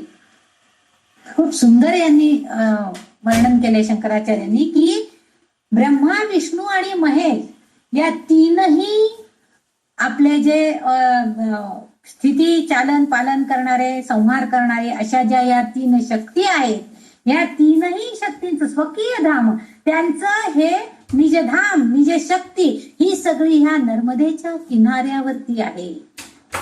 अशा ह्या लोकं कारण का तर ते आपल्याला मोक्ष देण्यावर मध्ये म्हणजे मोक्ष देते आपल्याला मुक्ती देते आणि सगळ्या बारीक सारीक जीवजंतूंना सुद्धा मुक्ती देण्याचं काम नर्मदा नदी करते. कारण तिच्या ह्या नर्मदेच्या काठावरती ब्रह्मा विष्णू आणि महेश स्वकीय धाम म्हणजे आपलं घर म्हणजे त्यांनी ह्या काठावरती आपण स्वतः निजधाम त्यांचं तिथं आहे. स्वतः राहायला आलेले आहेत स्वतः तिथं आहेत. मग अशा जर देवांचं जर आपल्यावरती कृपादृष्टी असेल तर आपोआपच आपल्याला मुक्ती मिळणार. अशी मुक्ती देणारी अशी ही नर्मदा देवी आहे आणि तिच्या पदकमलांना मी सदैव वंदन करतो असं शंकराचार्य आपल्याला सांगतायत. शंकराचार्य आपल्याला इथं हेच जणू सांगतायत की जेव्हा जेव्हा तुम्ही त्या नदीच्या पात्रातलं पाणी तिच्या सानिध्य हे जेव्हा तुम्हाला मिळेल तर त्या वेळेला काही तुमच्या हातनं घडो अगर न घडो काही कुकर्म ह्या सगळ्याचा नाश आपल्याला झालेला दिसतोय. केवळ म्हणजे साध्या किड्यांना आणि जीवजंतूंना सुद्धा ती मोक्ष देते. त्याशिवाय काही पक्ष्यांना आनंद देते. म्हणजे आणि हे त्रिदेव जे आहेत शंकर ब्रह्मा विष्णू हे सगळ्या त्या उपासकांना त्या त्रिदेवांच्या उपासकांना सुद्धा ती तिथं आश्रय देते. ही नर्मदा देवी आश्रय देते. कारण जर देवांचे उपासक तिथं राहिले तर आपोआपच उपासना वाढीला लागेल आणि त्या योगे ते जे ठिकाण आहे त्यांची जी धाम म्हणजे त्यांचे ठिकाण जे स्थान आहेत त्याचा सुद्धा नक्कीच जास्तीत जास्त आपल्याला भरभराट किंवा जास्तीत जास्त प्रगती झालेली दिसून येईल. जास्तीत जास्त तिथं चांगले उत्तम गती सगळ्यांना मिळायला लागेल मुक्ती मिळायला लागेल. अशा ह्या नर्मदा देवीला म्हणजे विविध प्राण्यांना आनंद देणारी मोक्ष देणारी अशी ही नर्मदा नदी आहे. म्हणजे जल असणाऱ्या ब्रह्मा विष्णू महेश यांच्या ज्या ठिकाणी असलेल्या अस्तित्वाने भक्तांना ही संरक्षण देते अशी ही नर्मदा देवी आहे. तिच्या पदकमलांना वंदन. आता शेवटचा 8वा श्लोक जो आहे तो तर शंकराचार्यांनी अतिशय सुंदर लिहिलेला आहे. अहोमृतं स्वनं श्रुतं महेश केश जातटे किरात सूत वाडवेषु पंडिते शठे नटे दुरंत पाप तापहारी सर्व जंतु शर्मदे त्वदीय पाद पंकजं नमामि देवी नर्मदे. अहो मृतं स्वनं श्रुतं म्हणजे शंभूच्या तिरी महेश केश जातटे. महेश केश म्हणजे ज्या शंभूच्या म्हणजे शिवशंकराच्या जटेमधनं जी गंगा जशी प्रकट झालेली आहे तशी ही त्यांच्या घर्मबिंदूपासनं स्वनम श्रुतम त्यांच्या घर्मबिंदूपासून ही नदी निर्माण झालेली आहे.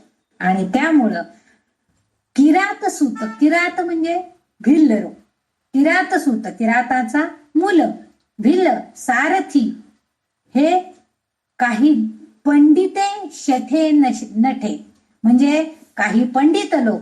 आणि आपल्याला माहितीये की जेव्हा आपण परिक्रमा करतो शिवलपाणीच्या जंगलामध्ये आदिवासी गुंडल प्रवृत्तीचे असे पण लोक आपल्याला तिथं म्हणजे चोर किंवा काहीतरी गुंड प्रवृत्ती ज्यांच्यामध्ये आहे असे आदिवासी लोक सुद्धा आपल्याला तिथं बघायला मिळतात. म्हणजे स्कंदपुराणाच्या कथेनुसार राजा पुरुरव्याने इथं घोर तपश्चर्या करून शंकराला प्रसन्न करून घेतलं आणि सर्व जगताचा पाप नाशनासाठी पृथ्वीवर आणलं, अशी ही कथा इथं सांगितली जाते. म्हणजे या नर्मदेच्या निर्मितीची कथा जी आहे ती याचा पण एक इथं उल्लेख आहे. भगवान शंकराच्या जटेपासून उत्पन्न झालेली नर्मदेच्या किनारी अमृता समान गोड. आता इथं हा जो एक शब्द वापरलाय अहोमृतम, अहो अमृतम. अमृत म्हणजे काय? अमृत हा संजीवनी देणार आहे, म्हणजे मृताला संजीवनी देणारा अमृत. अमृत पिलं तर आपण कधी म्हणजे मरण येत नाही असं म्हणतात. म्हणजे अमृत म्हणजे गोड. आता इथं आपण गोड घेऊया. हा नदीचं पाणी पण तितकंच गोड आहे आणि तिचा ध्वनी पण गोड आहे. स्वनम श्रुतम.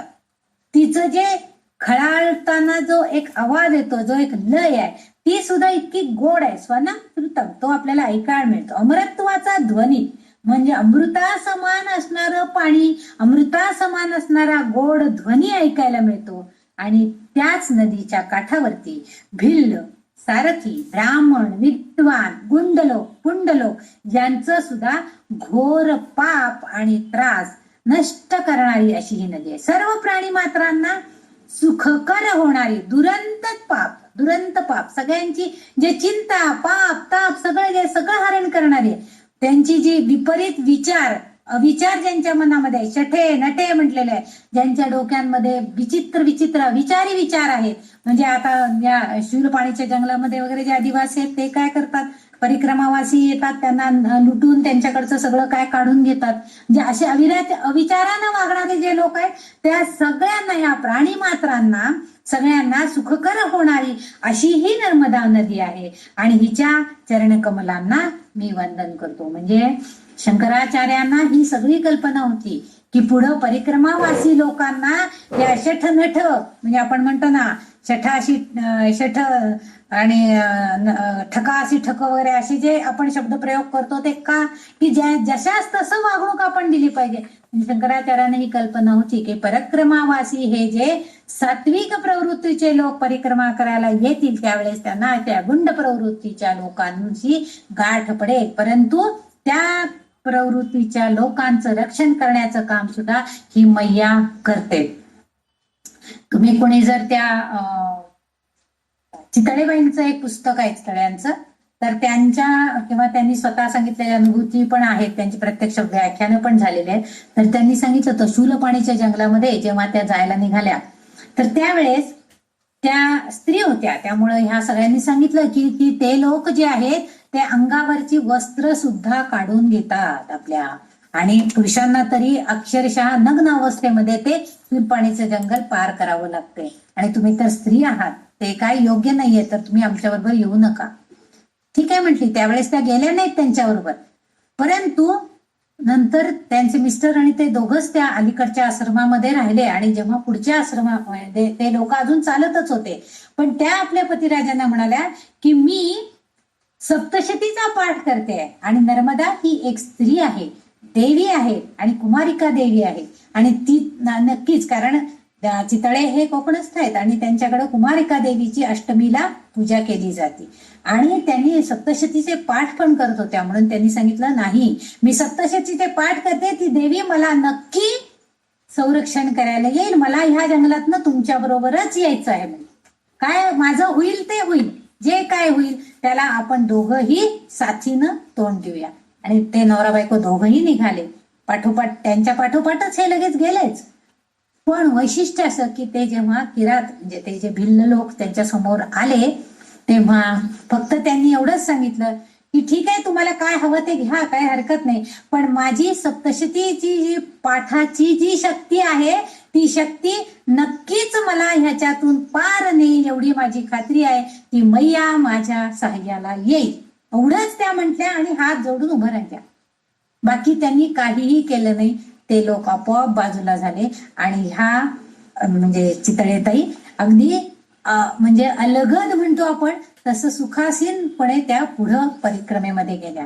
पुढच्या ठिकाणी पहिले गेलेले लोक भेटले, हा तुम्हाला काही केलं नाही, काही विचारलं नाही, नाही म्हटले आम्हाला काही नाही, आम्ही तुम्ही जावा जावा म्हणून सांगितलं. म्हणजे इतकी शक्ती कोण देतं? ही नर्मदा मैया येते पाठीशी, पण आपली श्रद्धा तेवढी तिच्यावरती पाहिजे. असं म्हणजे शंकराचार्याने इथं आपल्याला सांगायचंय की आमची जी चिंता दूर, चिंता भय हे जे काय असेल हे सगळं जाण्यासाठी ह्या नदीच्या, ह्या नर्मदेच्या चरणकमलांना सदैव वंदन करायला पाहिजे. शेवटच्या श्लोकापर्यंत आपण येणार आहोत. शेवटच्या श्लोक अर्थातच फलश्रुतीच आहे, आणि फलश्रुती म्हणजे अर्थात आपल्याला काहीतरी फळ देणारी असं जे आहे.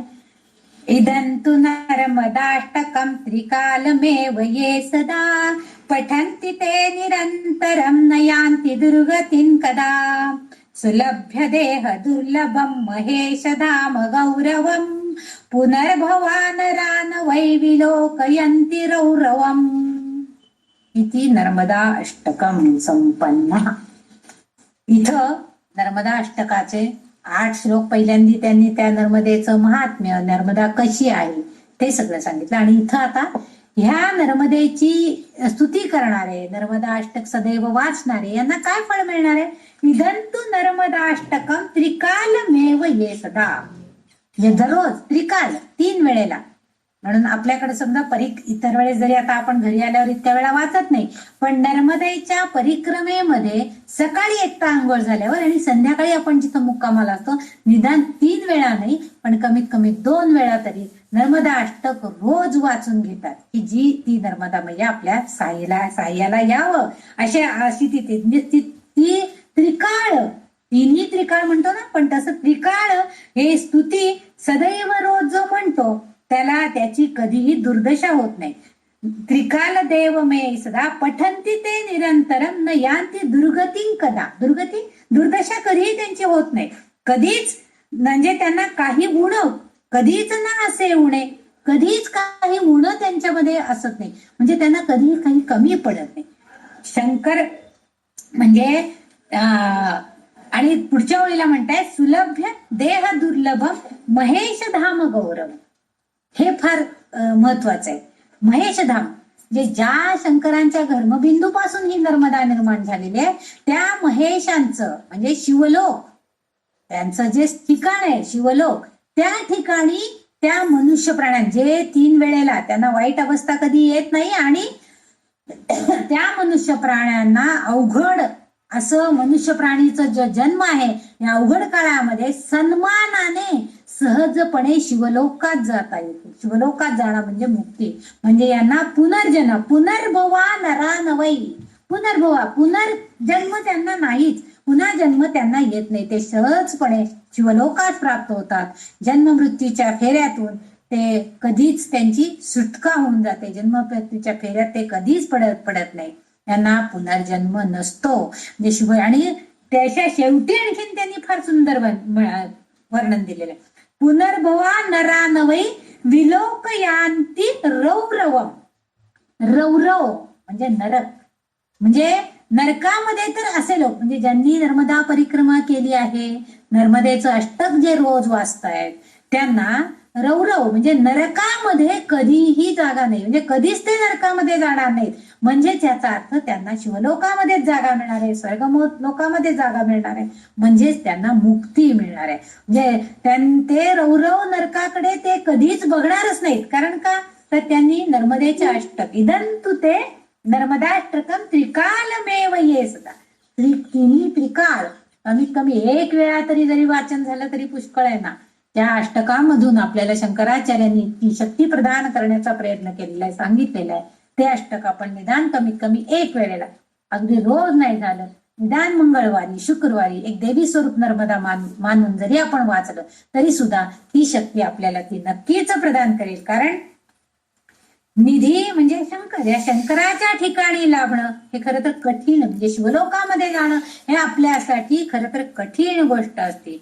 पण तरी सुद्धा या नर्मदा अष्टकाच्या वाचनानं त्याचं पठण केल्यामुळं आपण ह्या नरकाकडे तर आपण बघणारही नाही, नरकामध्ये तर आपण नाहीच जाणार नक्की, तर आपण शिवलोकामध्ये आपल्याला मान सन्मानानं म्हटलेलं आहे. सन्मानानं इथं त्याने महेशधाम गौरव करत, सन्मान करत तुम्हाला ते शिवलोकामध्ये प्रवेश मिळणार आहे. म्हणजेच तुम्हाला मुक्ती मिळणार आहे. अशा तऱ्हेचं हे नर्मदा अष्टक आद्यगुरु शंकराचार्यांनी हे नर्मदा काठी बघूनच म्हणजे तिथं राहूनच रचलेलं आहे. आणि तिच्या खळाळत्या पाण्याच्या प्रवाहाच्या संगतीनं त्यांनी आपले विचारांचे प्रवाह सुद्धा आपल्यापर्यंत पोहोचवण्याचा प्रयत्न केलेला आहे. आपणही ते थोडेसे जलप्राशन केलेलं आहे असं समजूया आणि त्या गोड असा अर्थ आपल्या मनामध्ये रुजवण्याचा प्रयत्न करूया आणि आपल्याला जमेल तेवढी सेवा करण्याचं भाग्य पुन्हा मिळालं तर पुन्हा करूया, नाहीतर जे सेवा झालेली आहे त्याची मनामध्ये मानस सेवा म्हणून एक आहे प्रकार, तसं मानस सेवा करण्याचे नर्मदेची पुन्हा पुन्हा आठवण करायची, त्या त्या ठिकाणाला जायचं आणि समजा माईच्या बगीच्यामध्ये गेलो, तिचं लहान स्वरूप आहे त्या स्वरूपाची आठवण करायचं. अमरकंटकच्या उगमाच्या ठिकाणी गेलो तिथं तिची आठवण करायची. ओंकारेश्वरच्या नदीच्या पाण्याच्या खळाळ्यात त्या खळाळ्याच्या पाण्यामध्ये इतकं स्वच्छ पाणी आहे, खाली असणारे जे नर्मदेचे गोटे म्हणजे मी म्हटले शंकर रूप असणारे जे हे आहेत शिवलिंग आहेत ती सगळी अगदी स्वच्छ दिसत असतात आणि गोल दगड झालेले दिसतात. या सगळ्याचं स्मरण करत का विना आपण इथून पुढच्या आयुष्यात ज्यांना अजून नर्मदा परिक्रमा झालेली नाही, जमलेली नाही, त्यांनी अवश्य करा. ज्यांना झालेली आहे त्यांनी निदान त्याचं स्मरण करून ते पुण्य लाभ करण्याचा प्रयत्न करा. एवढंच माझ्या या अल्पमती वाणीला जे समजलं, जे समजलं ते सांगण्याचा मी तुम्हाला प्रयत्न केलेला आहे. काही जर चुकलं असेल तर ते माझं आहे, काही जर चांगलं असेल तर ते त्या शिवशंभूची कृपा, त्या नर्मदा मैयेची कृपा. आणि हे एवढं बोलून मी माझ्या हे संपवते, विवेचन संपवते. धन्यवाद, तुम्ही सगळ्यांनी खूप छान ऐकून घेतलंय. ते गाणंही म्हणून दाखवा संगते. नर्मदे हर रामाज नर्मदेचं दर्शन घडवून दिलं की नर्मदेचं दर्शन झालं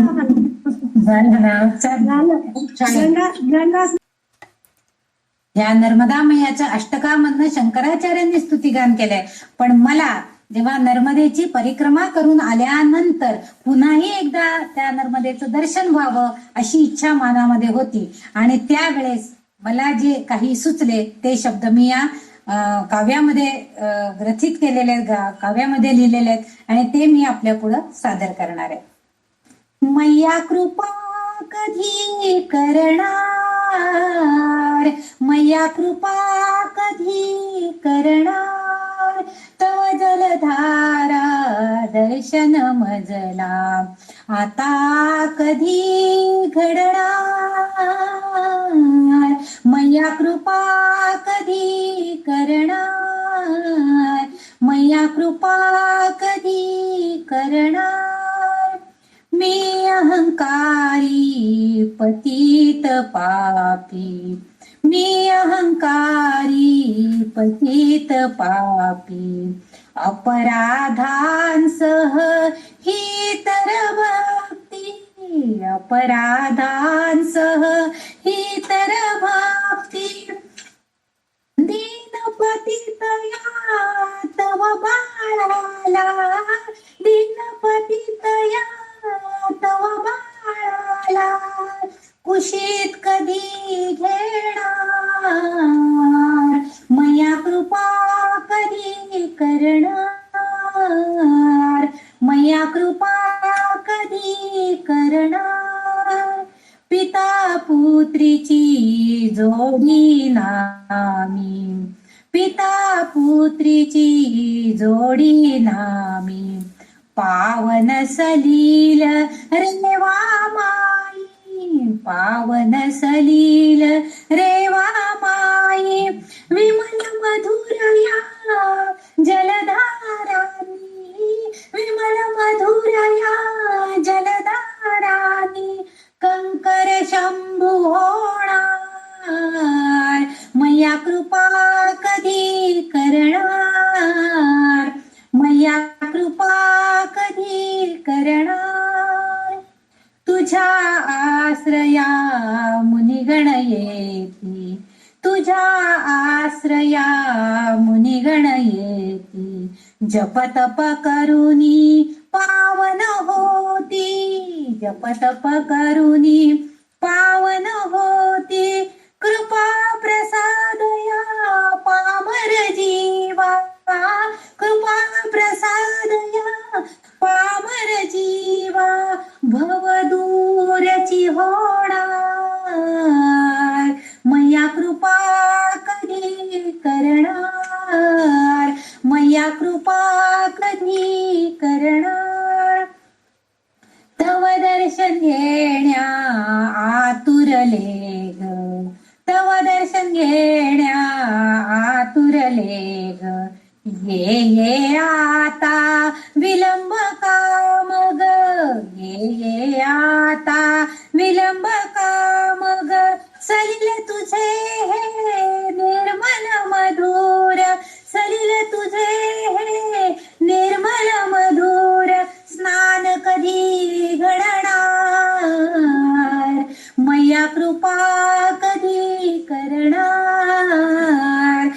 मैया कृपा कधी करणार तव जलधारा दर्शन मजला तव जलधारा दर्शन मजला आता कधी घडणार मैया कृपा कधी करणार मैया कृपा कधी करणार मैया कृपा कधी करणार.